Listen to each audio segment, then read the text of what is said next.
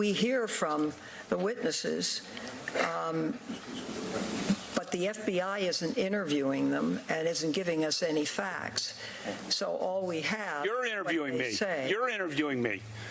You're doing it, Senator. I'm sorry to interrupt, but you're doing it. There's no conclusions reached.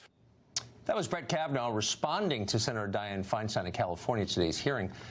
We spoke with retired Harvard professor Alan Dershowitz ahead of today's hearing.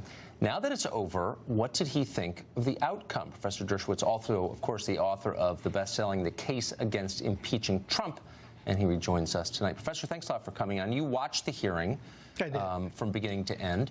What's your assessment? Well, when I watched her, I really thought she was extremely credible, and I had grave doubts as to whether he could win the credibility contest. But then he made this remarkable comeback, and he really testified in a completely compelling manner. So I think in the end, there is a tie when it comes to personal credibility. So how do you break the tie? Yes. I think one way is to look for corroboration, and he has much more corroboration on his side.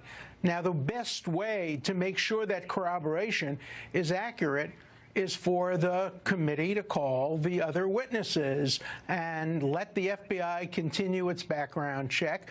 And I think in the end, it will do him more good than harm. Now, when we spoke yesterday, you said that you were concerned about the choice of Rachel Mitchell from the Maricopa County Sex Crimes Investigations Office in Arizona to speak on behalf of Republican senators as they questioned Christine Ford. And your point was, well, I think we have the clip. I'll show you your point. Sure. See, the greatest engine of truth ever invented, used effectively, namely cross-examination. And I'm worried that we don't have the right people.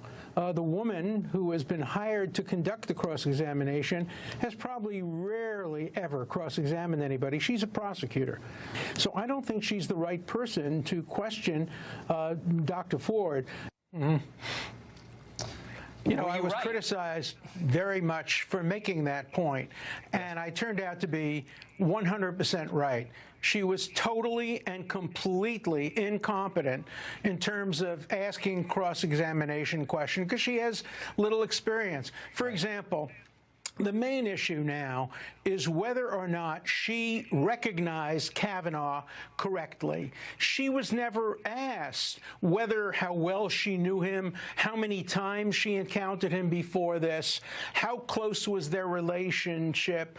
There was nothing that could raise questions about whether, even if she believes she's telling the truth, she may have misidentified. So she just did a terrible job, and I think the Republicans realized that, and they canned her right in the middle. But it was a very bad choice. So those of us who ask questions for a living sat and watched with our mouths open, wondering throughout, what is the point of this? Not that she's a bad person or stupid, but no. You would think, I mean, you've been around congressional testimony before. You've testified. When you are asking questions of a witness, aren't you doing so in order to prove a point, tell a story? You're doing so for some reason, aren't you? You have to have a theory. Every question has to be part of a tactic. You ask question A in order to lay a foundation for B.